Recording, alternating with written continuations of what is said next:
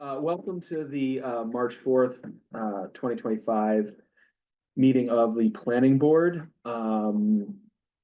We are all in person tonight, so we do not need to start off with a vote, and we will move to the first item, the mixed-use zoning amendment kickoff discussion. Take it away, Emily. Great, excellent. Let me make sure. I think everybody has one of these, or down at this end, but I don't. Oh, yeah. But I have it here, but it's just thank a you. minor. Do you have one as well? Yes, I do, Okay, great. but just let me know who you are. I'm about to. Yes, I Okay. just wanted to make sure you had that, so I didn't interrupt. I'm just running as fast as I Do you can to wanna catch up. Join us, or are you comfortable? Yeah. I can scoot up. To the table and everything. It might help the acoustics too. Oh, yeah, that's true as well.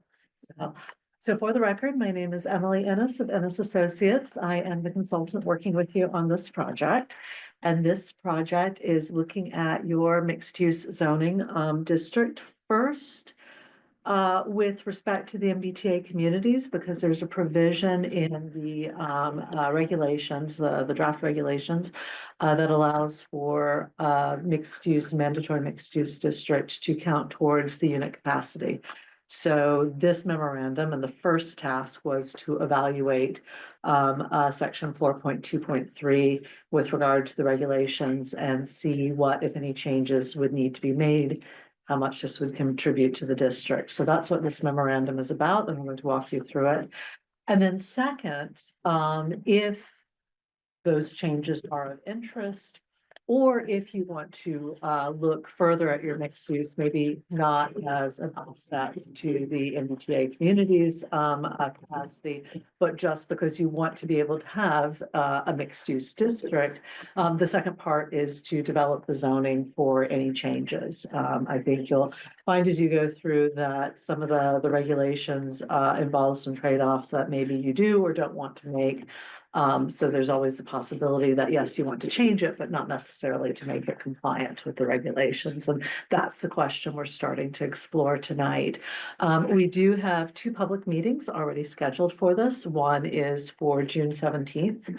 It seems kind of odd maybe to be starting something in March and working towards June, but we understand there's kind of a big anniversary in between those two dates, and we didn't want to distract anybody with zoning. And then, so that first public meeting would get some input into our thoughts around any changes. And then on June 9th, we would be moving to a second public meeting. September 9th, we would be working to a second public meeting that allows us the summer to get the language in place and show people what the results are. And then after that, it will of course be up to you whether or not you decide you want to take the changes to a town meeting, but that sort of gives us our points of working together, checking in with the public, working together, checking in with the public, and then coming up with the draft or the final draft to go to town meeting. So that's where we are. I'm happy to walk you through the findings of the document, just because I know not everybody online or who might be watching this later will have seen it. So the key is looking at your 4.2.3 combined business residence district. That's the one we're looking at now. The regulations, so these are given out by the Executive Office of Housing and Livable Communities. They're primarily for the multifamily portion of the MBTA Communities Act, also known as Section 3A.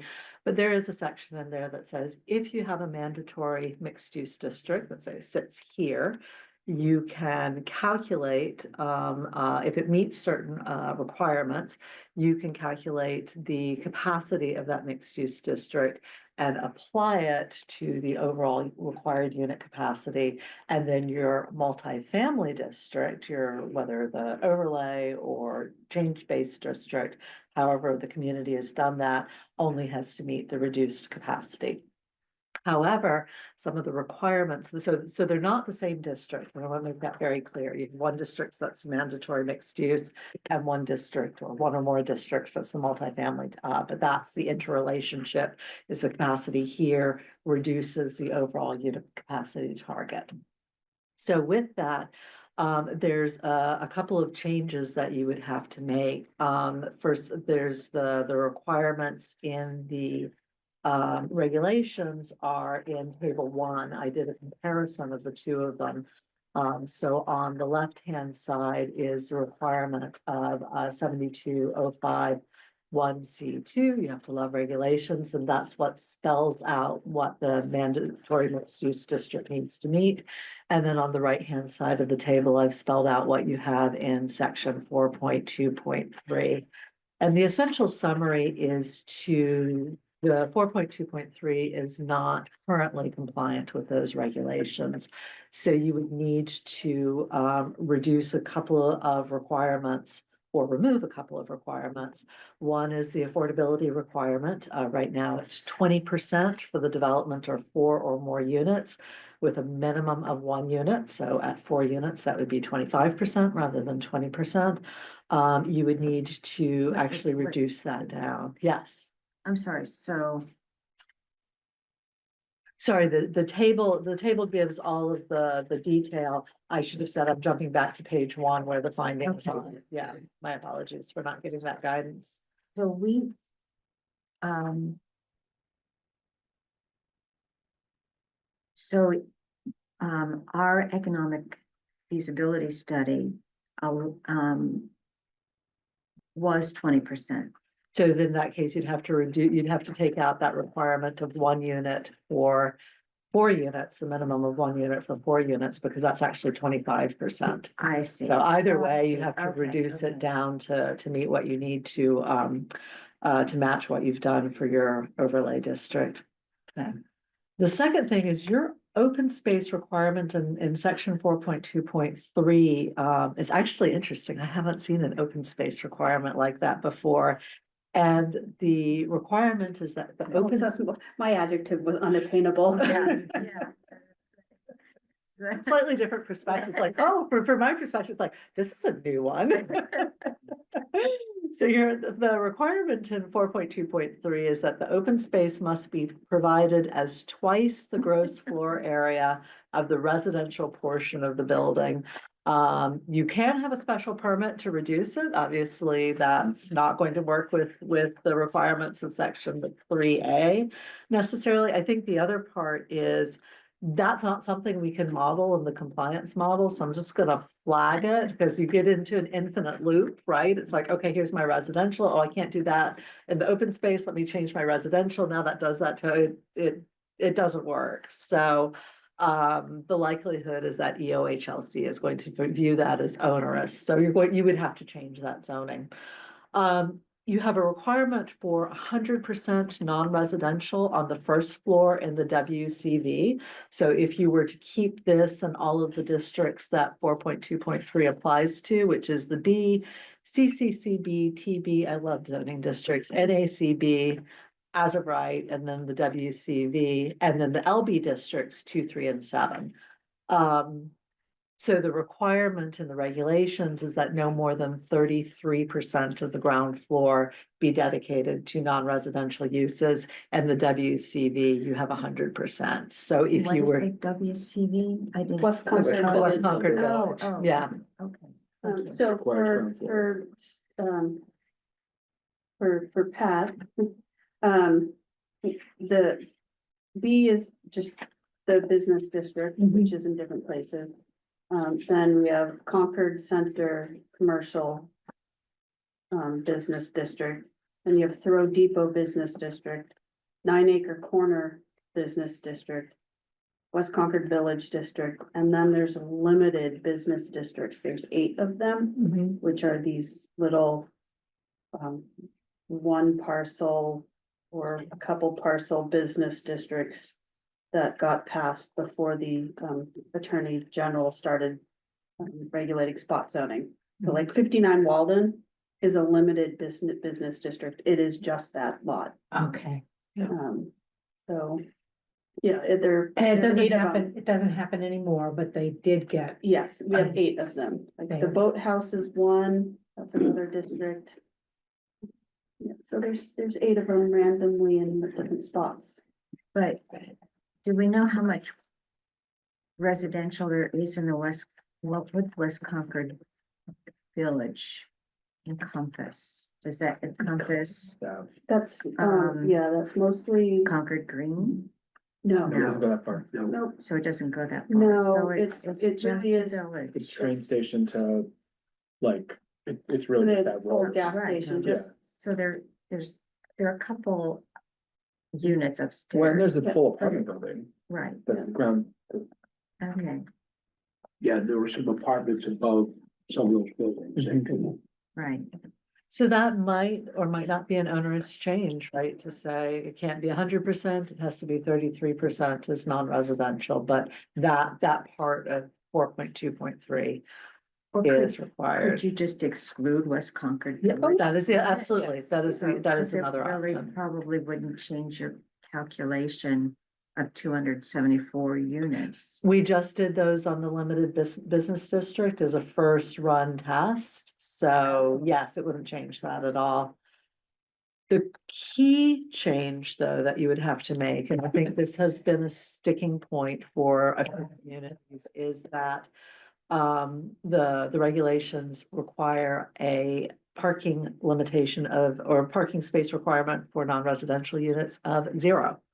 So you would only be allowed to have a parking requirement for the residential units. So some communities are fine with that, some communities are not, but that's something to bring up. And it very much depends on the district and the transit availability and what other parking is around there. So, you know, that's an individual community conversation, but those are the key pieces that would have to change there. We did run the test on limited business 2, 3, and 7, just to see what it would look like. That's where you start to see what the calculations would be.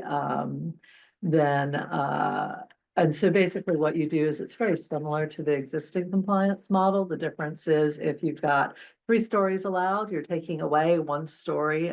So you're only inputting 2 stories because that 1 story is assumed to be the lower one, and that's how they do the calculation. We could certainly calculate it for all of the districts, but I wanted to kind of pause here and check to make sure, you know, this is something that you were interested in further exploring before we then did all the districts to calculate them. So it is possible. So your offset is limited. It's not a 1-for-1 offset. So it's either the calculation of the district or it's 25%. So you would be limited, your unit capacity requirement is 1,094. You would be limited to a maximum of 274 units as an offset to that unit capacity. So becomes do you feel that you're gaining something by that, by making these changes? Or is there another path that you've been thinking of for mixed use districts that you would rather take? Can I ask perhaps a dumb question? What's the benefit of doing this? So in your case, you've already done your MBTA Right. communities overlay district, your multifamily overlay district.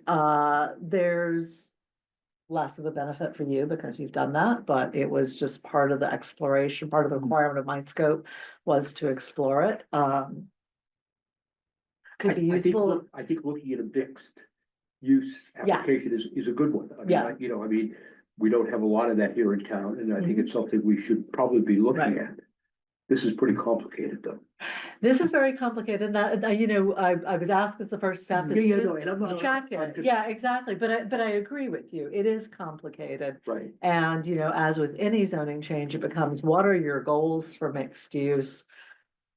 Is there a reason to do this? Any of these types of changes anyway, or is it, we did the exercise, we saw what the options are, this isn't the direction the town wants to go in, then great, let's explore what mixed use means for the town of Concord.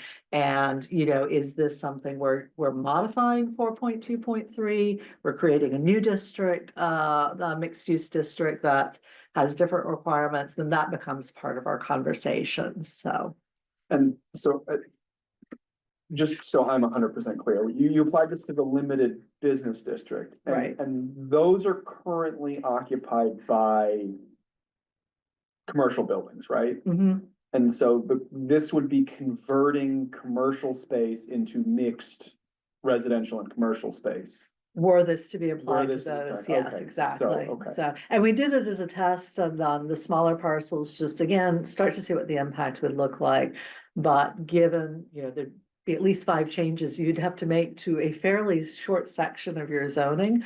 Before I had my team go through and do them all, I wanted to stop Yeah. and check in. So, we know how to do it. We've got the model set up. We can do the rest. But it was a lot of individual districts to check Yeah. before talking with you all first. So, So I also want to, because I can see smoke coming out of Pat's ears. You're not the only one. Yeah, so this is, this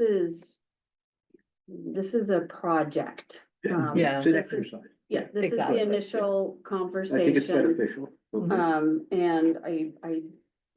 And I don't think Emily is expecting the board, tonight to take all of this and. gosh, And no. then, and then, say, yep, this is, Yep, this is the direction we want. I think tonight is, the goal, the contract we have was, to first, how does, the MBTA communities mixed use requirement, is that something, that could possibly work in Concord? And so Emily and her team did, this analysis to show, what we have now, we know, isn't working. To compare what the requirements are for the MBTA communities, does that swing, too far the other direction? And, if after questions and conversation, if that's the consensus, we've looked at it right now under the current regulations, what the state would require of a community just won't work in this community. Mhm. Great, we looked into it, talked about it, have valid reasons why it's not a direction to go, and then, move on to, to the next conversation was, okay, well, then go back to currently, we know the existing bylaw doesn't work. How do we, seek to amend it to make it work for the town? And the regulations provide a useful lens to go through and look at and say, interesting that there are these requirements from the state. This is the zoning. How does it line up? It gives us a useful way of saying, well, isn't that interesting that there's a mismatch here? What does that mean if you were to go into a direction that didn't involve the regulations? It gives us valuable information is all I'm saying. So it's a useful first exercise. So a requirement doesn't mean that you're required, it sounds like you're saying we're not required to do this. No, Correct. We're not, that is it's just correct, called yeah. a requirement. It's the Is that it's the required? requirements of the Sorry. regulations. yeah. requirements of the regulations for MBTA communities. If you were to choose, the word choice is perhaps wrong. If you, as a town, were to choose to go in the directions, you would have to meet certain requirements stipulated by the regulations. However, you are not required to go into that Into that direction, regulation. yes. And so I don't want to take up the board's time I feel like I'm so behind and confused by all of this, but if there's a elevator speech on what are we trying to accomplish? This mixed use requirement that I know is a great idea. Do we not have any kind of a mixed use bylaw? So or- we do, Concord calls it the combined business residence bylaw. Okay, So those two terminologies are interchangeable. so our Mixed use is just the more common term that Right. communities use. And that's the section 4.2.3 I was 4.2.3. mentioning. That, Hi. yes. I'm sorry to interrupt. I just want to let you know, I just got Zoom bombed in a Zoom meeting, so it's still a thing. Oh, I had okay, that thank last you. week, yeah. Okay. Mhm. Oh, All right. so sorry. Thank you, Delia. Yeah. Heather, can you man that for me? Yes, ma'am. All right, thank you. So Concord has this combined business residence bylaw. There's a mixed use requirements as part of the MBTA, There's a mixed use Option. option. mixed as use part of it. option, and that Yes. option lets you offset some of your housing requirements. Right, the unit capacity requirement, correct. Okay. So this board has been looking at, do we wanna do something with our combined business residence bylaw to bring it into compliance with those expectations? So, the previous history is, I think it was 3 years ago now. The board, looked at amending the zoning for the Thoreau Depot Right, Business mhm, District, Right, that's where all this mixed use which, kind of, yeah, yeah, in part was, taking for the current 4.2.3 and, amending that section.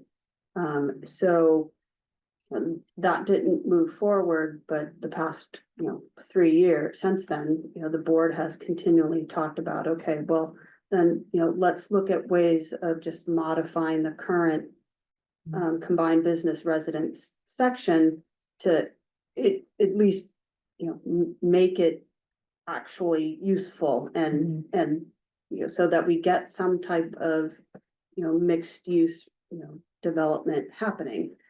I So, think it's, I don't mean to interrupt you, particularly important with deciding what's gonna happen with the prison property. I mean, because I think that's a perfect place for some sort of a mixed use application.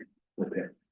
And I think that would probably be easier to get past than the Thoreau Depot. I mean, the Thoreau Depot has always been something we should have done, okay, but we weren't able to, okay, so. so it's a flawed bylaw, or it's a. It hasn't been used, I think, is Doesn't what we have were teeth talking or about. Well, it hasn't incented somebody to do a project. Right, So it's not that it's necessarily flawed, it just isn't producing any.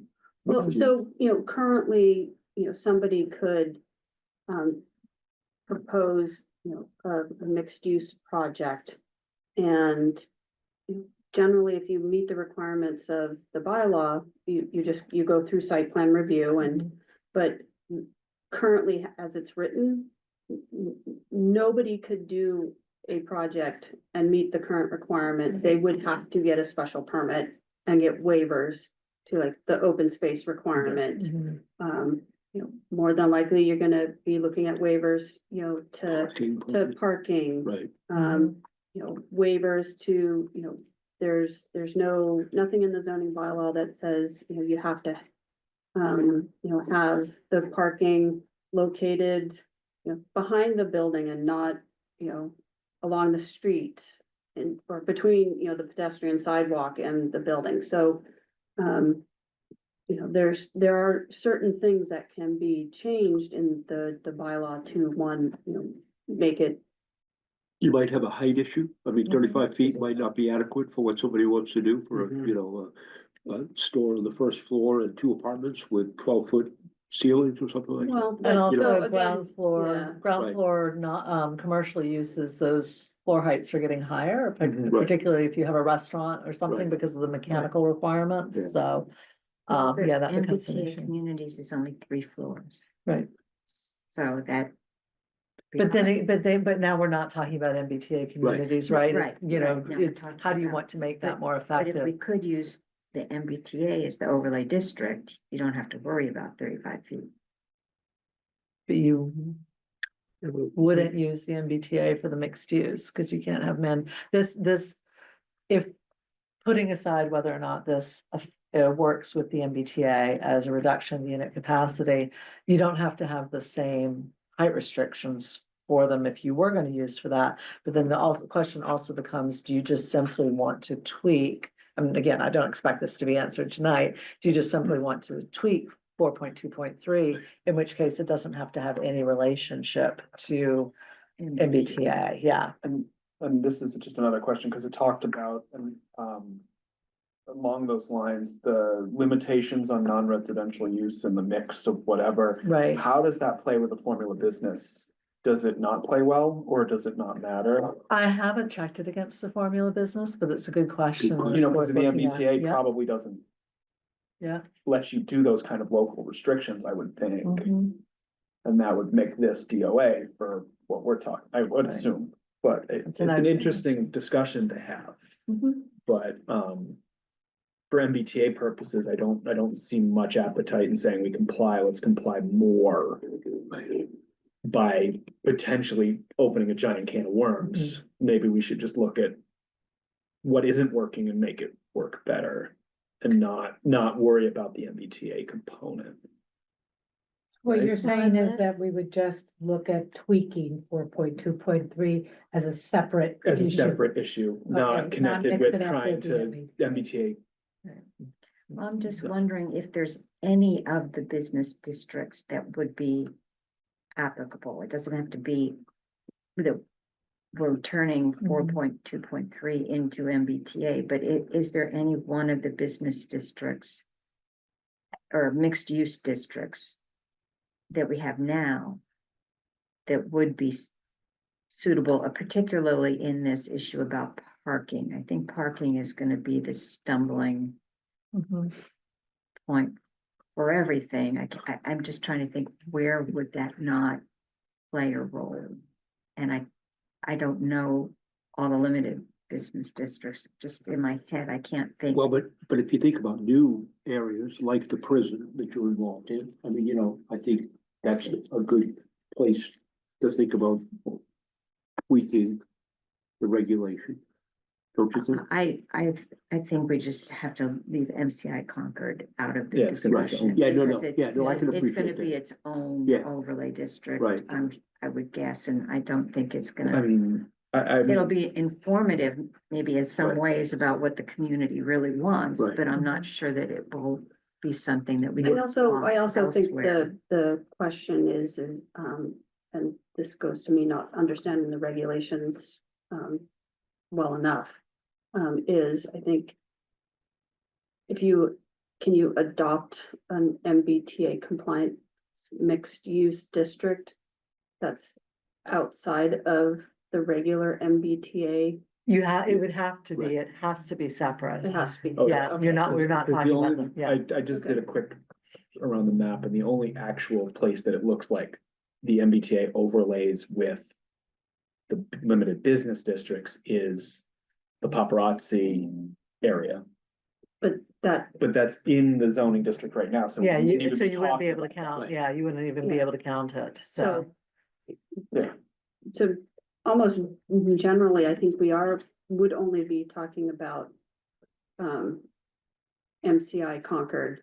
And that's gonna be something that's completely Right. separate. Yeah, no, I can and on appreciate its that. own. Yeah. That's not Yeah. half, Or, you know, Crosby's, if we That's- could ever get that done. that, all Okay. of that is not Well, half a mile yeah. within the train station. There's- A portion of the property. but- Yeah, Yeah, but not most, I think most of it. Well, Well, does a MBTA mixed use district have to be within the half-mile radius?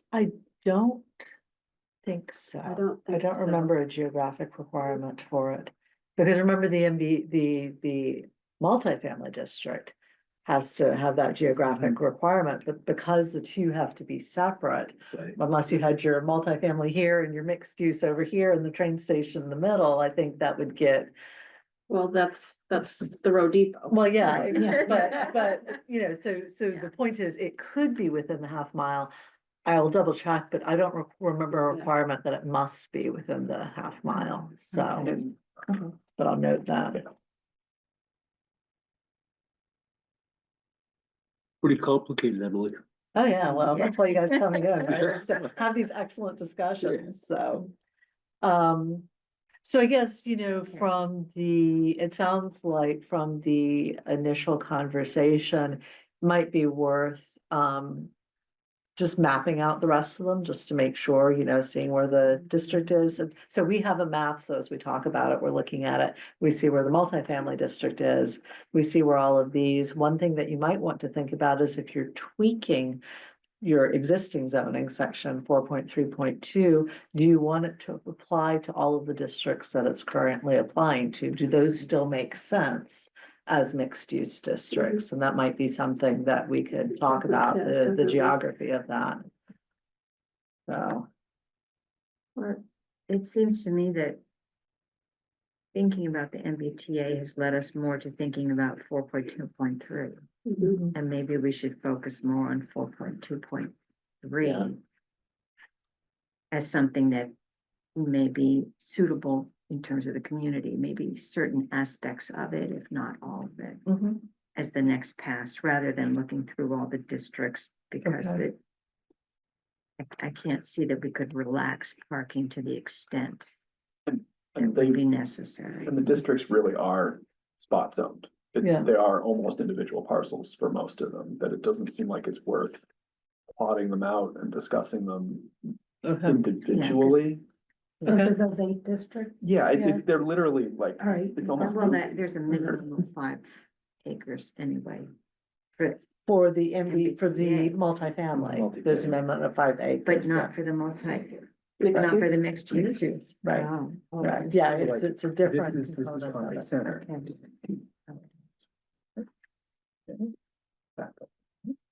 So if we just tweak the 4.2.3, then we could look at it separate from any of the regulations or Exactly. requirements of the MBTA stuff. And come up with our own, what might be more palatable parking requirement. A mixed use overlay district or something, so you can almost ignore all this. Just And say, so that, but Well, that's a would be- goal of, that's been one of the Change goals the of. combine, this. change the mixed To, use. Yeah. to Emily's point, you know, if we are looking at just amending 4.2.3, you know, looking at the current districts that, you know, Mhm. mixed use is allowed. And does it make sense? Because currently in all of the industrial zone districts, Mhm. it's not allowed.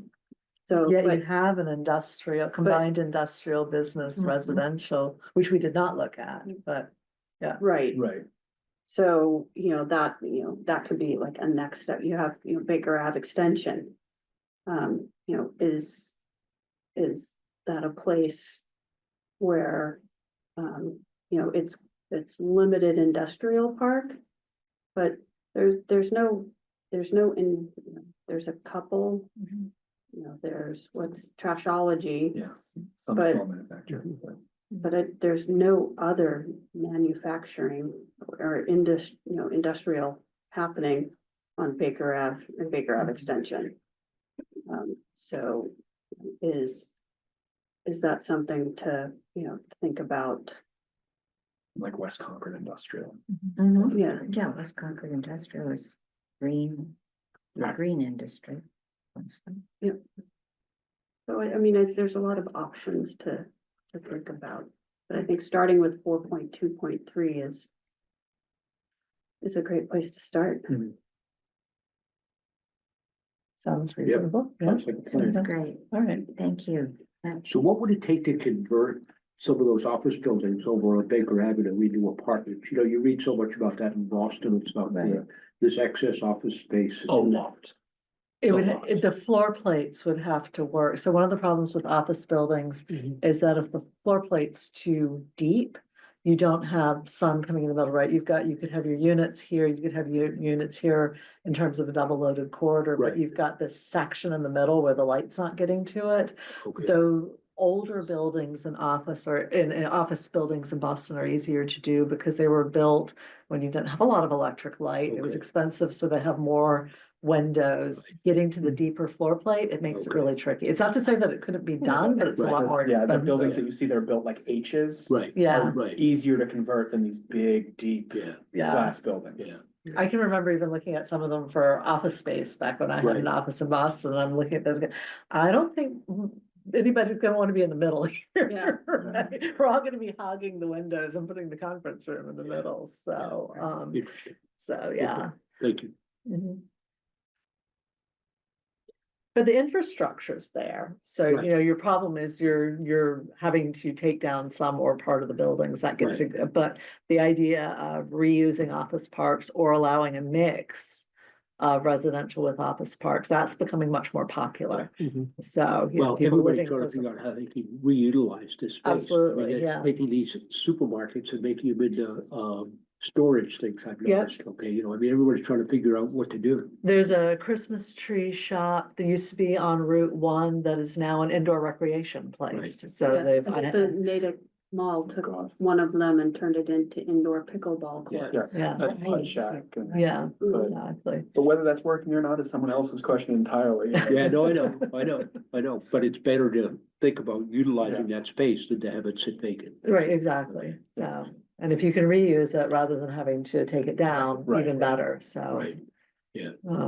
But so then I think our next step is to look at section 4.2.3, come up with some recommendations for you to consider about how to tweak it. I've got a few ideas already, but and then we would be back to you at some point a little bit closer to June with those recommendations. Let you have the anniversary celebration first, and just suggest, okay, this is what we think might work. In terms of tweaks that would make it a little bit more usable, and get your feedback on it. And then tweak from there, and then aim for that public meeting. So that makes sense. Great, Sounds great. thank you. All right, Thank thank you you. so much. Always a pleasure. Oh, I see there's a Oh. note, so I don't know if we're gonna. Yeah. If it's relevant, so I- Board's discussed, so we'll open up to public comment. Carol Savoy. Hi, Carol Savoy, 61 Belknap Street. I just wanted to make kind of two data points for everybody to consider. We've already approved 1,000 MBTA units in village centers. We have 200 units coming in that have been approved on Baker Ave, the 40B. There's 216 units at 40B, the Forest Ridge Road project that's soon to be approved. The MCI is 20 acres, 50 acres roughly at 20 units an acre. That's 1,000 potential units that could be built there. The New England Deaconess, Newbury Court, Emerson, that's another 200 units. We have two future projects potentially at 2229 Main Street. Given the acreage, you could put 920 housing units there. And Peabody Middle School, which is going to be coming online, probably in June, is 240 units. So if you add all that up, that's roughly 44,000 new housing units that could be potentially built in Concord. And we have roughly 6,500. So you're increasing the housing with all the projects that have been approved or that are in play by 61%. Which give us roughly, 10,000 new housing, total housing units in Concord. And when you look at that, that's a substantial amount of housing that has been approved, pending, or proposed, and we're facing an unprecedented increase in development. So before introducing additional zoning changes such as mixed use that encourage even more housing, the town should first absorb and assess the impact of these projects on infrastructure, including water, sewer, schools, and taxes. Additionally, the second point, MCI zoning should be the top priority, as Concord needs to establish a clear zoning guideline in 2025 before the state moves forward with its competitive RFP selection process in 2026. The planning board should pause any action on mixed-use zoning and focus instead on ensuring Concord is prepared for the development already in motion. And specifically MCI, that should be the top priority, and you can make that mixed use. I believe the select board wants that mixed use. So I would focus there instead of looking at all the different places in town to create even more housing when we already have 4,000 units that are approved, pending, or going to be in the pipeline. Thank you for your comment. I will note that there is nothing proposed for Peabody as far as I'm aware. That's MCI Concord has its own task force that will be making recommendations, that we're not touching that or doing that independently. And with regards to Forest Ridge and Novo, those projects are still subject to actually being developed. So whatever gets approved is also going to depend a lot on economic factors, including things like the price of steel and wood, which are going to go up dramatically in the coming months, apparently. So thank you for your comment, and we will continue to monitor that as well.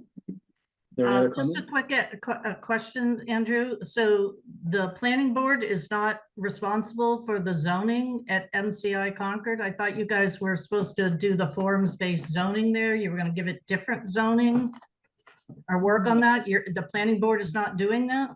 My understanding is that there will be a discussion about zoning at MCI Concord, but it is not something the planning board is going to be doing independently outside of So, other town so activities. that'll be under the purview of the MCI Advisory Board.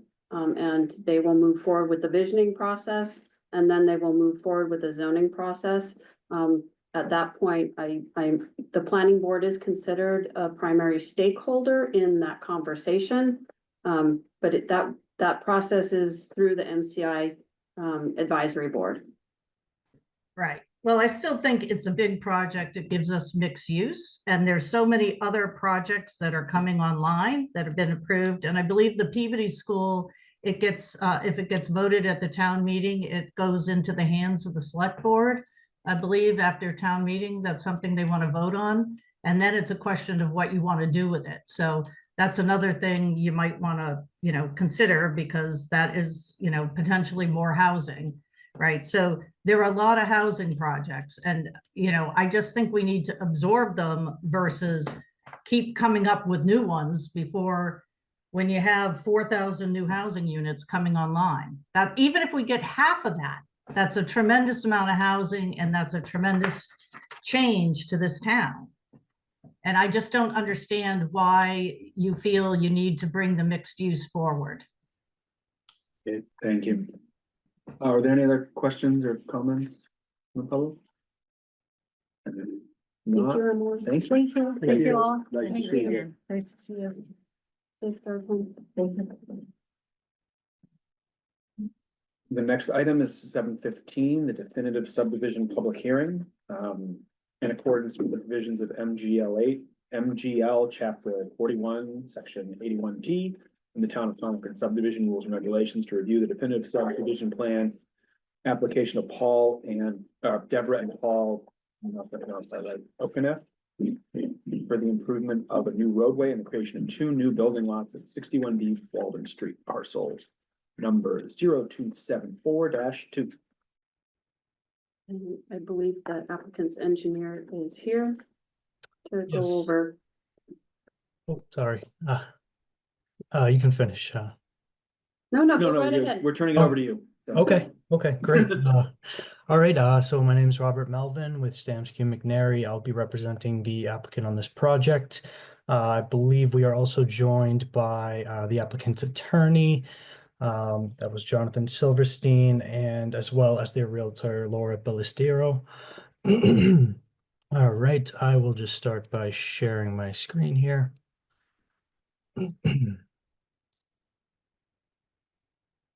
Okay, so hopefully everyone can see this. I'm just going to start by going through the existing conditions of the site. And just as a reminder, we were in front of the planning board last year, I believe it was July, to review the preliminary version of this plan. So today we're here to present the definitive subdivision. And so the existing conditions here, we have 61B Walden Street. It is currently a vacant parcel of land. And access is provided off Walden Street here, right where my mouse is. And it leads pretty much a corridor that leads to this back area. And in the back area, we have a flat portion here with similar grades to the front. And then it quickly drops off into this steep ravine back here. We do have test pits shown on this plan here. The entire site is currently wooded here. No structures exist. That is it for existing conditions. Okay, so here we're looking at the site development sheet. What we're looking at are 3 parcels here. The first is the private right-of-way, which would contain the proposed roadway, and it contains some drainage, town utilities. And then we have two single-family lots known as Lot 1 and Lot 2. They will each be served by a private on-site sewage disposal system. They are also being treated for stormwater. That is the roof areas and the driveways. Here on Lot 2, we have a proposed infiltration basin. This is designed to capture a majority of the roadway, as well as the driveways and the roof areas of both dwellings. And then on the road side, we have a infiltration trench that runs along the road to collect the rest of the stormwater runoff of that impervious area. We also have a few infiltration trenches in the back of these dwellings to capture and treat stormwater runoff flowing toward the back. We are proposing some street trees along the road here. They're spaced out about 50 feet.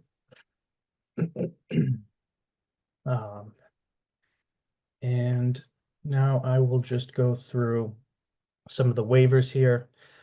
So 4 out of the 5 waivers that we're requesting here were discussed at the preliminary hearing and were supported by the board.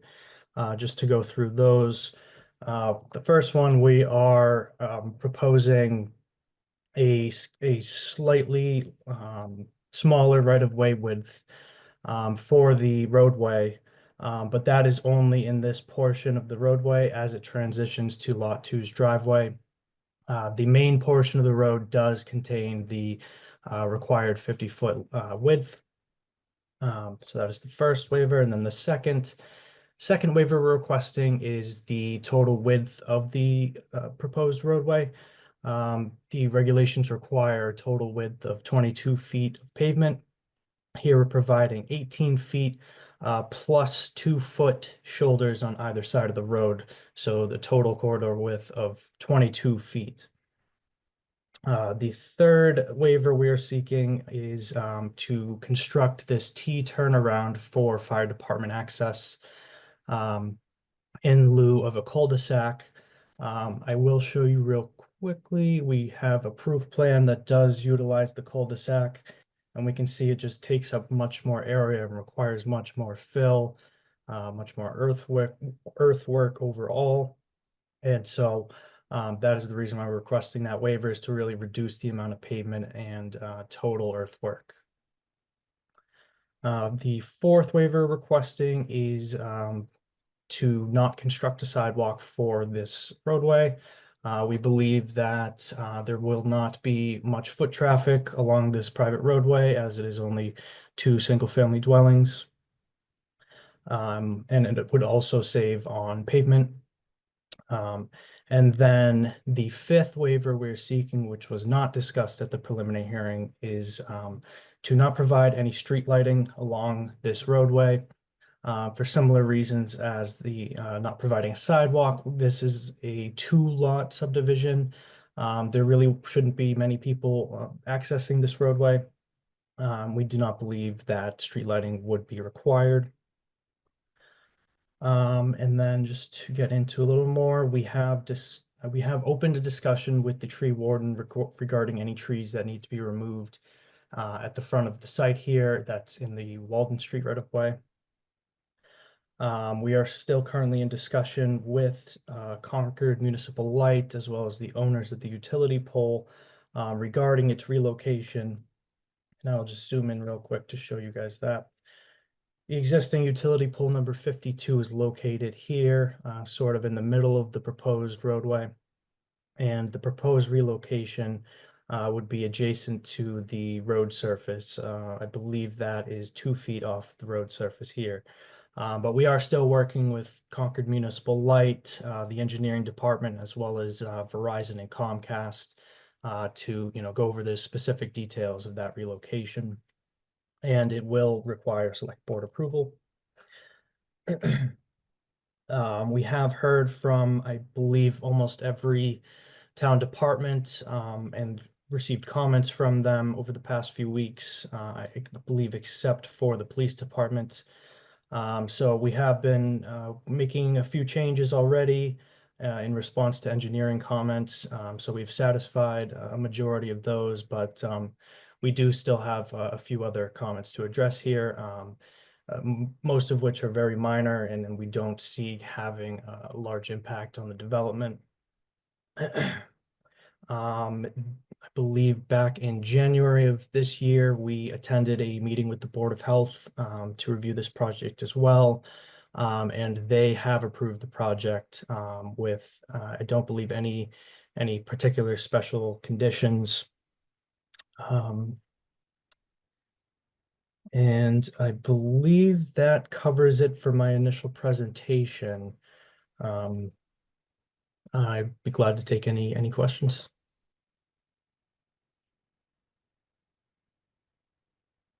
Is this a public way or a private street? It's a private right-of-way, private street. Okay.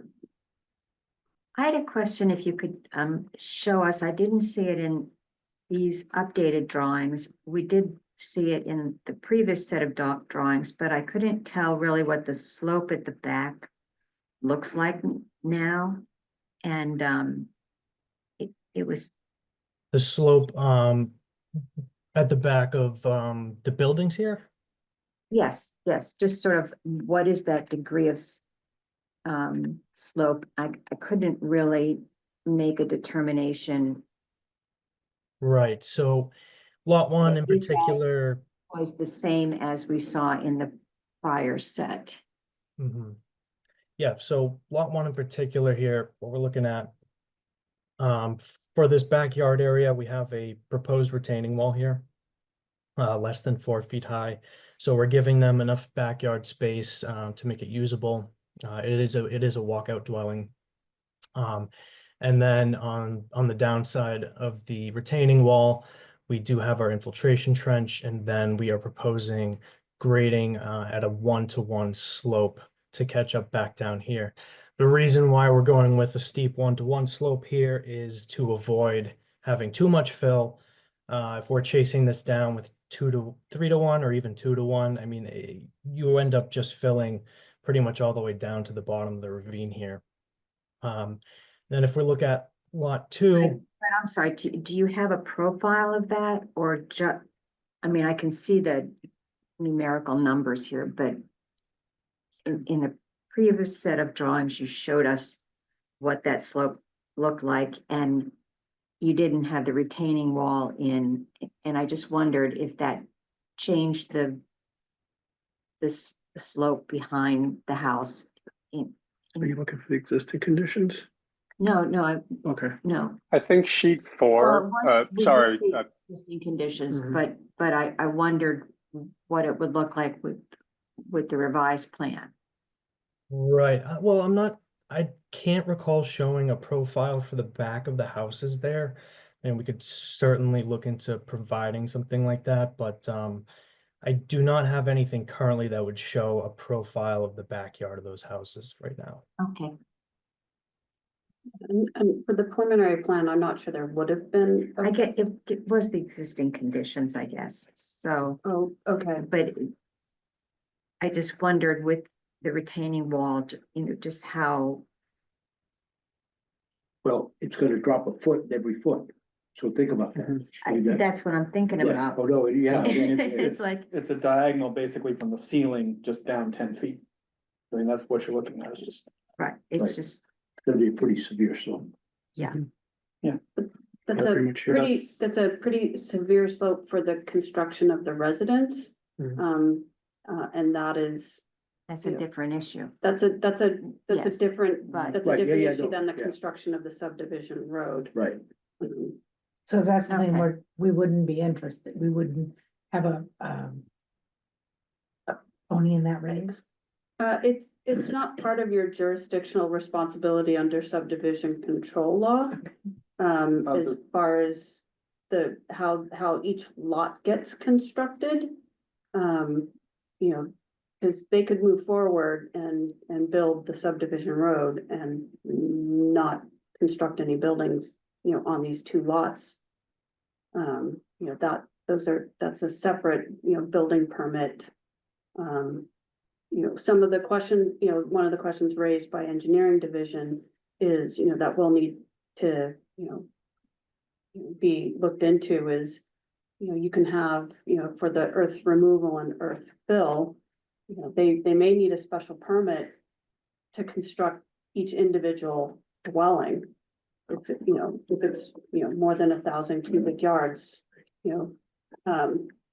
so, one of the, items, that was talked about, in engineering's comment was, what's the cut and fill just for the subdivision, the stormwater drainage and the utilities for that subdivision, outside of the cut and fill requirements for the individual dwellings. So am I not understanding your question correctly?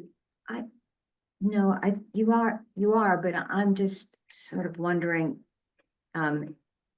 in terms of the way the subdivision is working and the fact that you aren't having, the cul-de-sac, et cetera, a lot of reasons for that were because you didn't want to have to do all of that cut and fill in the back there For the cul-de-sac. For the road. for the cul-de-sac, right? Yes. Right.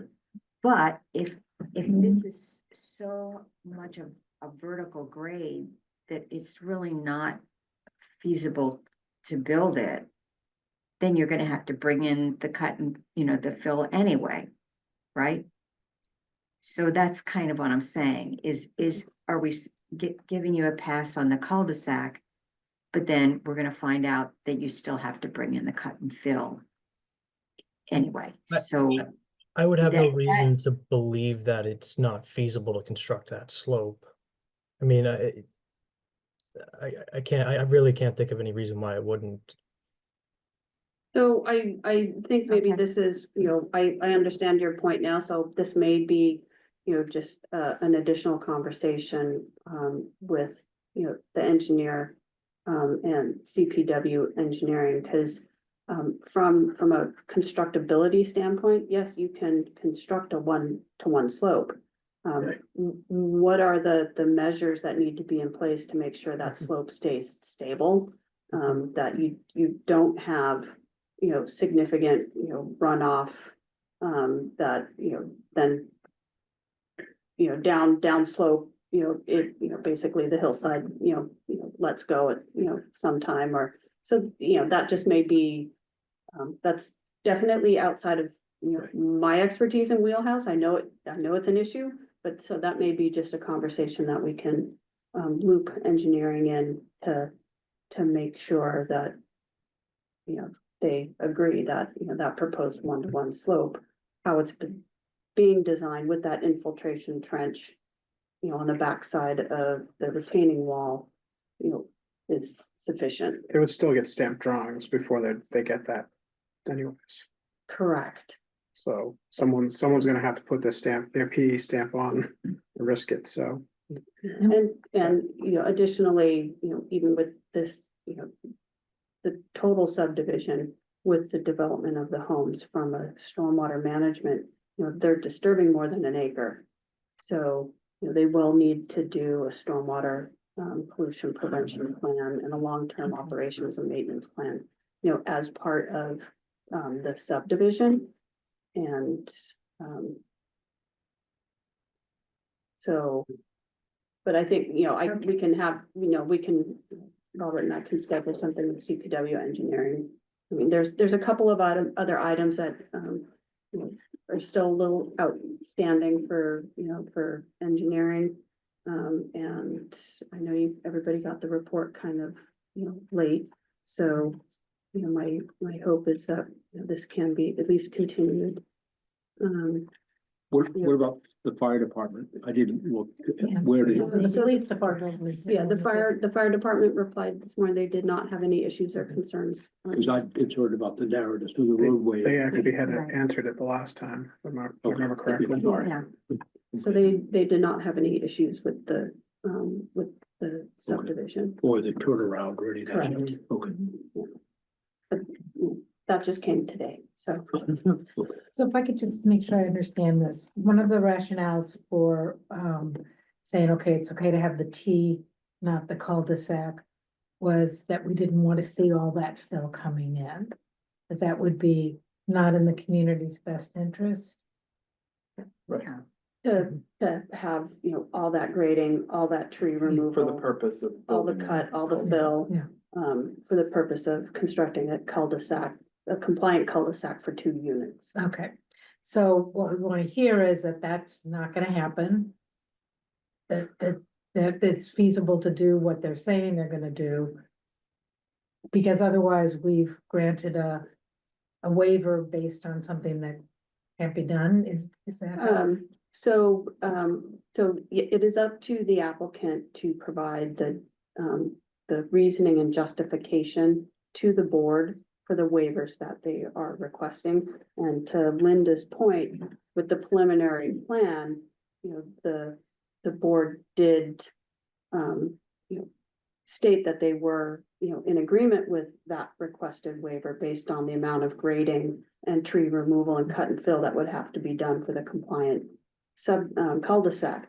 To Linda's point, and if I'm getting your question and concern correctly, is so the planning board is part of this definitive subdivision.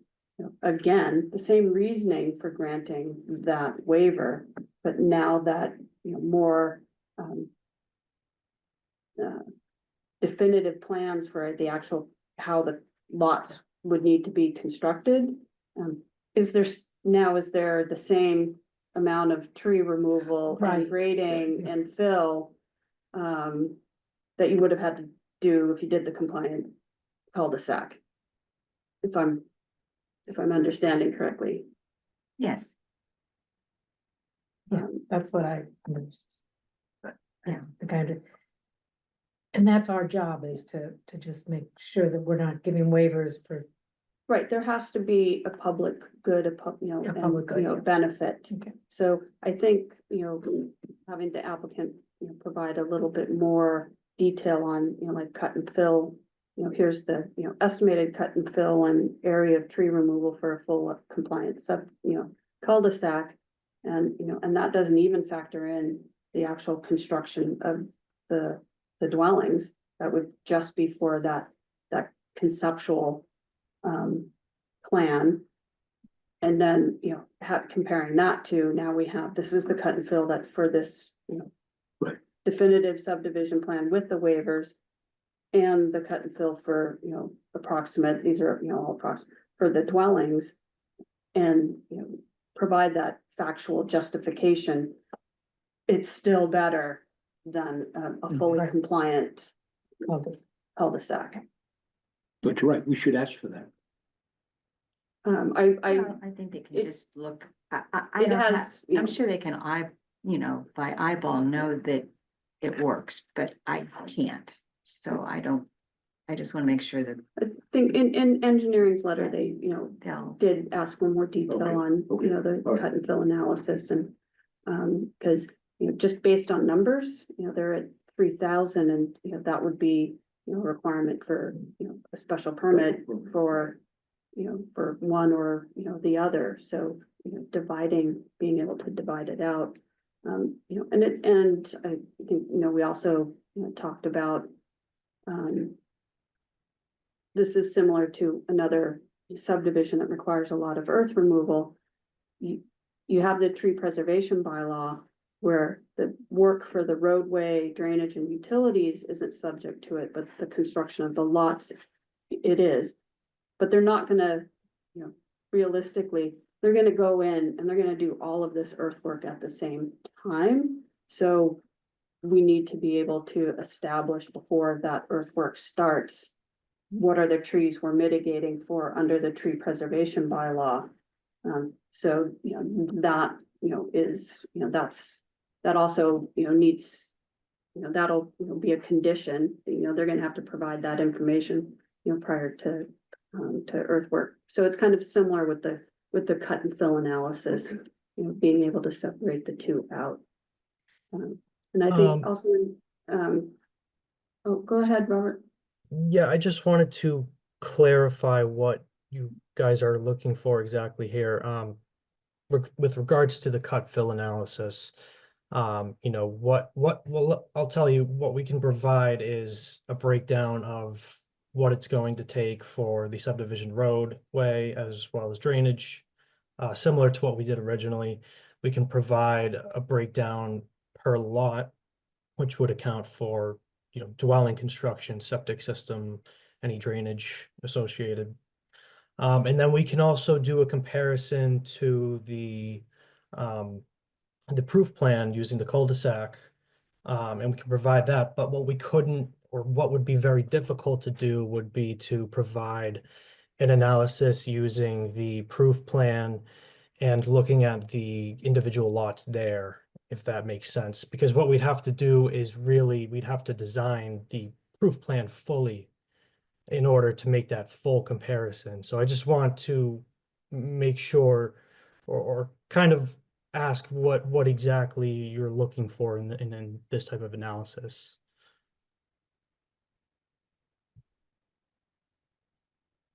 I think for, you know, the proof plan, you know, it would just, it would have to be an approximate. Right.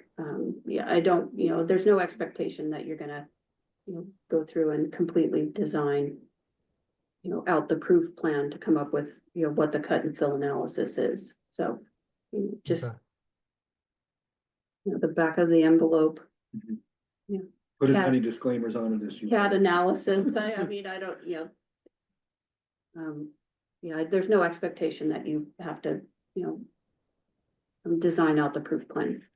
You just need to validate the fact that we're making an exception for the cul-de-sac, that's all, okay? Okay, I got it. So the, besides the, you know, the tree preservation, and Christine's report, you know, also highlighted the subdivision rules and regs have the requirement for street trees to be planted, you know, along the roadway, which in a setting like this, I, you know, don't, you know, think it's appropriate and, you know, the board has in other cases done the similar waiver, I think. What is it, Matt Seppi's project on Main Street, the little, you know, 4-lot subdivision, the board waived the requirement for, you know, individual street trees placed 50 feet apart, and provided a condition to allow for, you know, prior to, you know, I don't remember the timing of the condition, but, you know, I would go out there and we would, you know, evaluate, you know, where it was more appropriate to place trees. So I think that's, would be something we'd recommend for this as well. And then, the, last waiver, sorry, Robert, I don't remember if this was said, but it was regarding street lighting. And, you know, not requiring street lighting for this project. I think the butters would probably prefer that as well. Yes. So makes sense to me. Is there a requirement that at an intersection, there's a street light? Is that a thing, or is that just a common practice? For like the town pole having a light on it where there's a street. I know that some towns do that. I don't know if that's like a thing or if that's I don't think there's a rule. Okay. written requirement that. It just would seem like every street- overkill regardless. I Yeah. just wasn't sure. Yeah. Every street, and, you know, and I'm not sure, Robert, if you know if there is a street light on that pole that has to be moved. I'll look at it right now. Don't believe so. I don't, yeah. That's I all. think it probably would attract more people turning around if Oh, there yeah. was a light on Yeah. it, so I think No, it's there's probably better not to. No, have there's only a transformer on it right now. Okay. I was just curious. There is one. I wouldn't like to get placed there. So, So that was the motion. In the, no. So the planning board is required to file its decision before March 24th. I don't know if the applicant is willing to grant a time extension. So the board, your next meeting is 25th. I can discuss with the applicant and get back to you if that works. I'm supportive of that, yes. This is Paul Cornelius. Okay, so timing wise, looking at the calendar. If the board continues this, 29th. to the 25th. Right. 26, 27, And we can 27. work out, these last few details, if the direction from the board is to. If the board is supportive of the waivers and the items we talked about, we can begin to draft. A decision for the board to review on the 25th. And I would probably, ask the applicant if we can get a time extension to file a decision to like Monday, the 31st. Because it'd be quite busy, because your public hearing is April 9th for a town meeting, so. Yeah, so if that is acceptable to the applicant, tomorrow we'll send off the time extension form for, I don't know if, Robert or the applicant or Jonathan, the council, I don't know who I should send it to sign on, but that would be my request. Elizabeth, if you want to send it to me, I'm happy to sign it. This is Okay, Jonathan, great. sorry. Thank you. So you want to continue this? So there would be to continue the public hearing to 7 p.m. Heather's gonna tell me what's on the agenda.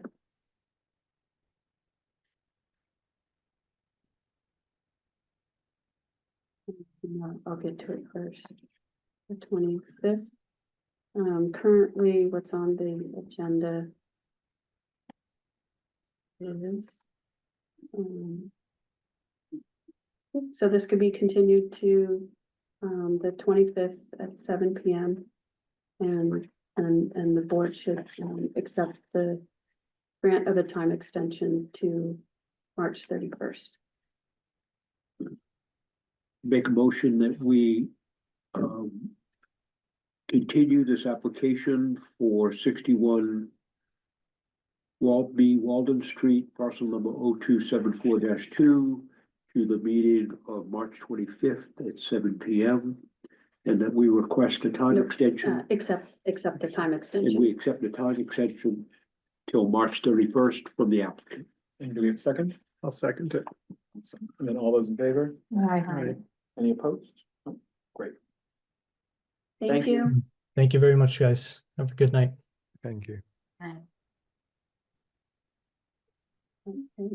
And with that, we conclude our scheduled items. Your scheduled items. And then we move on to administrative business.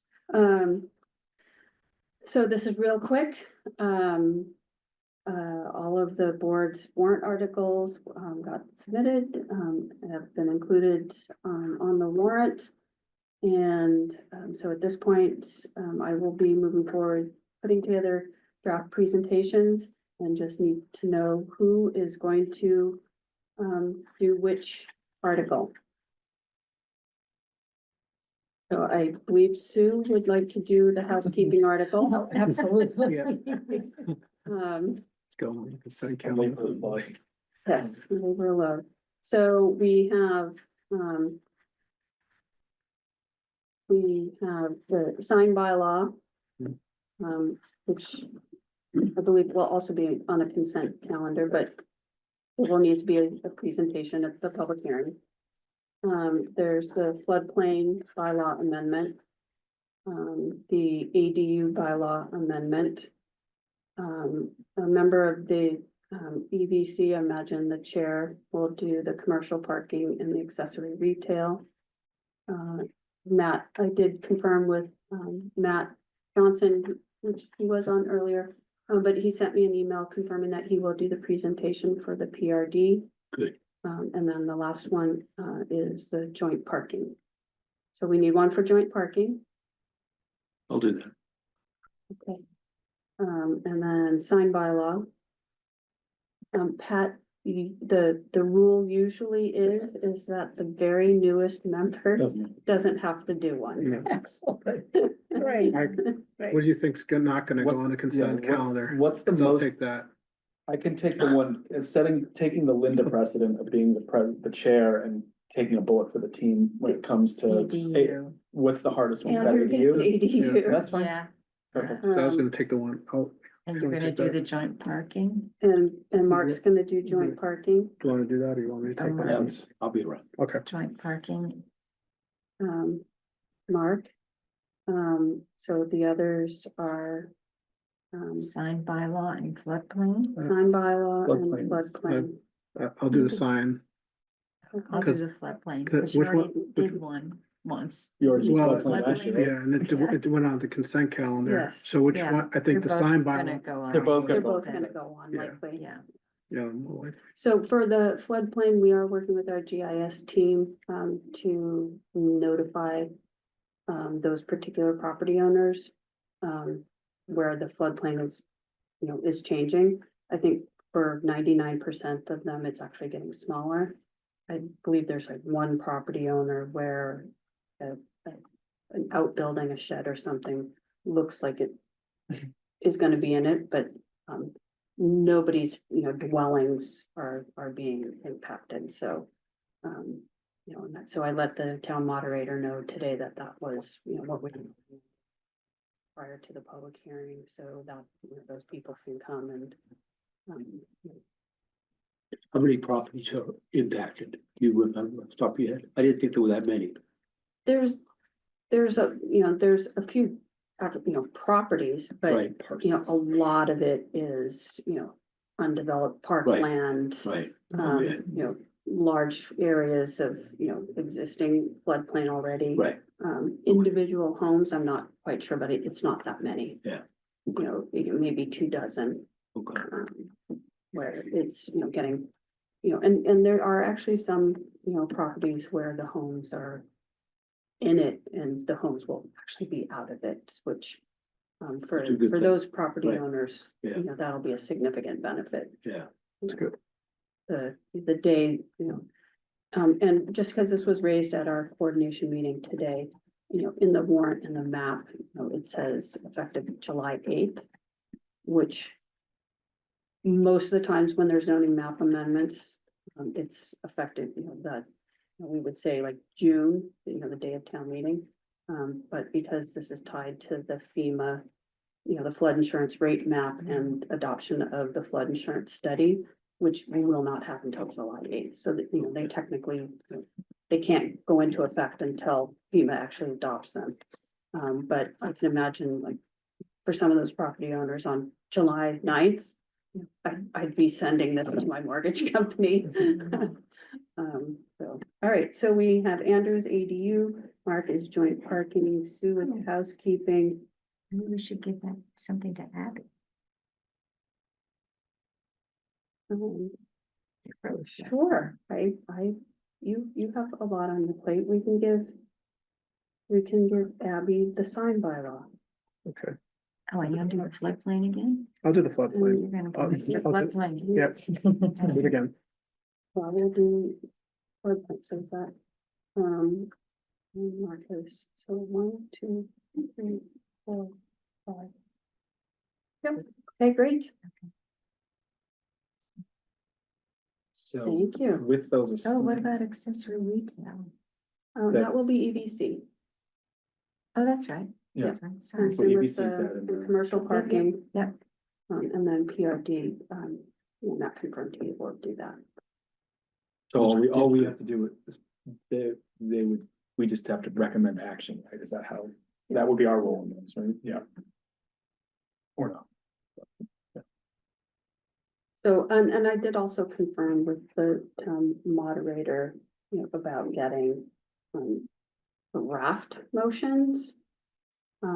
By March 28th, so it would be prior to your public hearing. But this is, again, only for those items, not the two citizen, not the two citizen petitions. You don't, but, she, confirmed that this would be, here's, the draft motions, which for all of your items, like Mr. Boardman, moves that the town take affirmative action on article, I don't know what number it is, as printed in the warrant. So, she sure their draft, they won't be printed in the booklet. So on April 10th,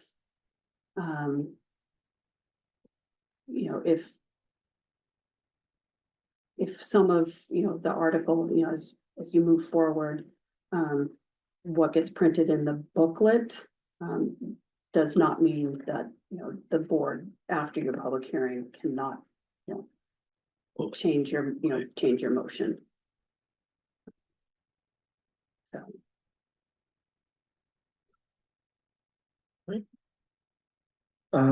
At this point, I'll open it up for public comment. Public comment is limited up to 15 minutes with no more than 3 minutes allocated to any one speaker. Public comment is limited to those items which are not on the agenda. And I see there is a hand up, so Carol Savoy. Hi, Carol Savoy, 61 Belknap. The question I had is, when is the public hearing on the parking? Wednesday, April 9th. Okay, and when will that be posted up on the town website? I'm not sure. That's done through the town manager's office. I think the goal is as far as what, the warrant articles, I think the goal is by the end of this week. But I don't know. That's through the town manager's office. I think the select board reviewed the order of them. Yeah, they reviewed the order last night at their meeting. So I think the goal is to have all the warrant articles up by the end of this week. Right, I was just trying to say, when is the public hearing going to be posted? Like, this is the public hearing for these items on the website, so people can see it and plan for it. Like, is it 2 weeks in advance? Is it a month in advance? It's April 9th is the public hearing for the planning board on these warrant articles. Right, is that posted on the website is the question. It will be posted, we'll post something on the planning board. I don't know if it's posted on the town meeting website yet. I know the calendar is already on the town meeting website. So the calendar lists all of the public hearings for planning board, FinCom, select board, FinCom school committee. There's public hearings for all of those. Those have already been established and the calendar is on the town meeting website. Okay. It's really hard. 2025 up here and yeah. Okay, great, thank you.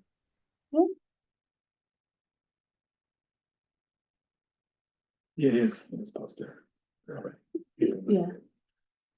So yes, it is, to answer the question, yes, it is posted on the town meeting website with all the other public hearings already.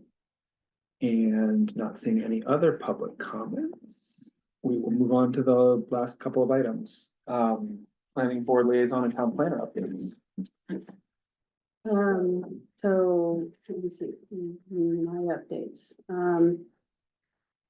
So one night, I don't know, last night, the select board discussed sending a letter to our legislators, asking them, to please move forward and continue to allow remote, hybrid and in-person meetings.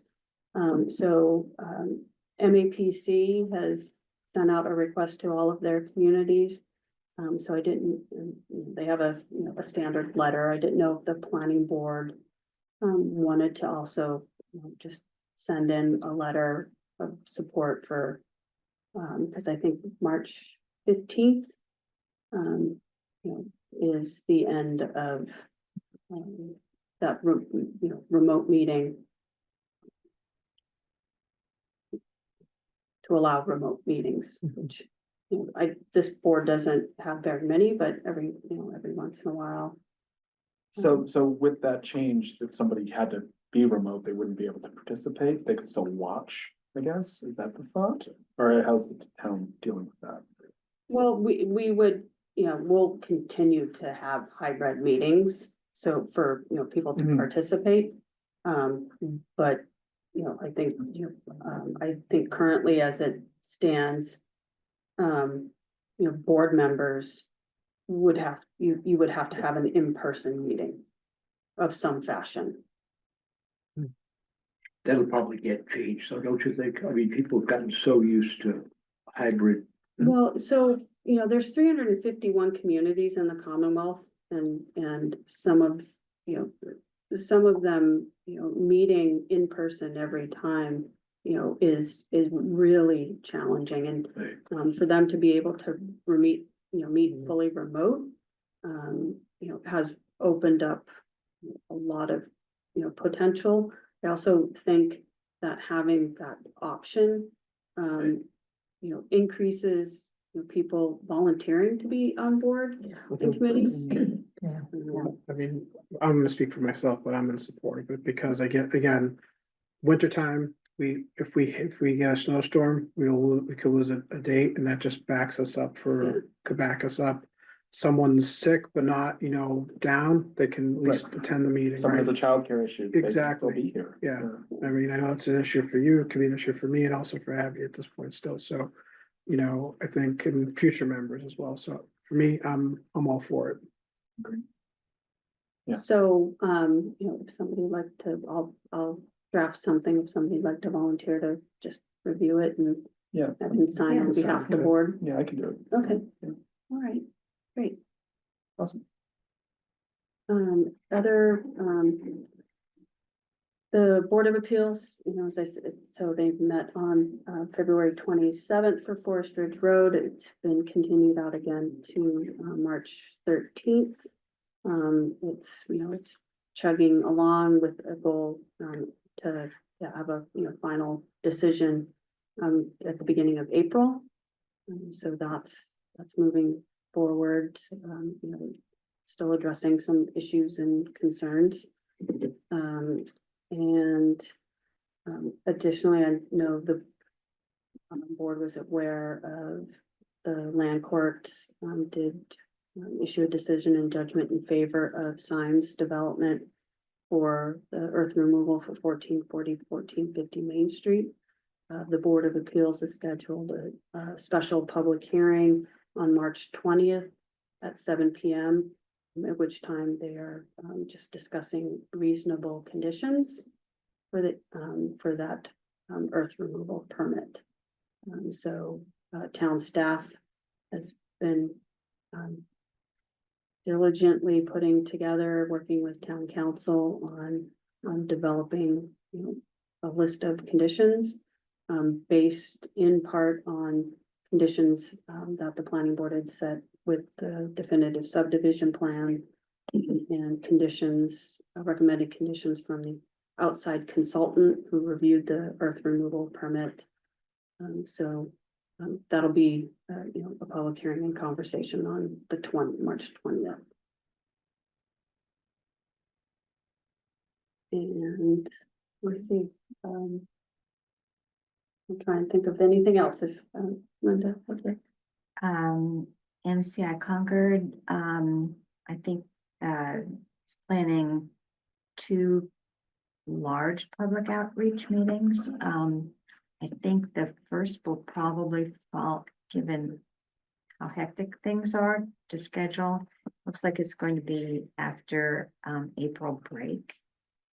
And then the following one would be the beginning of June, but that's, I think, a tentative timeframes right now to do sort of the visioning, and then the second meeting would be looking at scenarios. So, Have they hired the consultant? yes, the consultants have been hired. They had the kickoff meeting and did a tour of the prison, and so they've begun. This month will mostly be background work, and they're talking to a number of groups that are stakeholders. I don't think the planning board yet is on their sites, but Not yet. not yet. Thank you. And then the only other update I remembered is on Monday. The town's consultant team working on the Assabet River multi-use bridge and trail. We're just having, it's been a while. So Monday morning from 7:30 to 8:30. Option for people to come in. There'll be a short, presentation of, it's here, yes, of, where we're at, what the timeline is, what the next steps are. And then there will be the same option from 5:30 to 6:30 that evening. So it'll be the same, but two opportunities for people just to get an update on where we are and the timeline and just some of the challenges we've run into and but I'm hoping that by Monday, before I left on vacation, we had to submit information and an application to the MPO regarding the transportation improvement program and for this particular project under bike ped projects. And they go through and they evaluate the projects and score them and then make recommendations to the MPO to actually include them, program them into a specific year. What is the MPO? The Metropolitan Planning Organization. Oh, So okay. that's the organization that controls all the transportation funding for projects. So they, while I was away, had some additional questions and wanted more information, which our consultant sent it off to them. And so that was kind of a good sign. We're hopeful that it does get programmed. More than likely, where we're at with Mass DOT and the 25% design and some of the setbacks we've had through that process. It'd be programmed initially for probably 2030. But the design, once we get to this next step, the design will move faster than when it's programmed. And even we're talking, it's sad to say, but this is not a big project in the grand scheme of things. It's 12, well, who knows with what's happening, it's probably now $14 million. But if a $100 million roadway improvement project more than likely gets delayed, then a project that's ready to go can slide in. So that's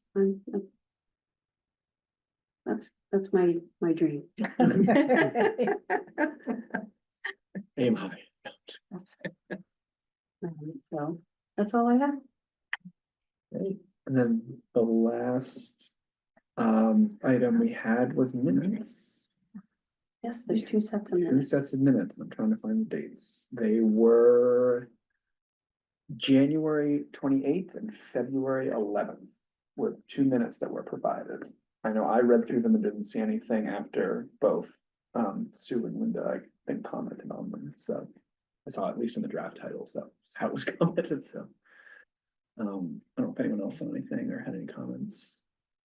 If not, I would look for a I make a motion. motion that we approve the minutes for, as amended for the January 28th and February 11th meeting. I'll second it.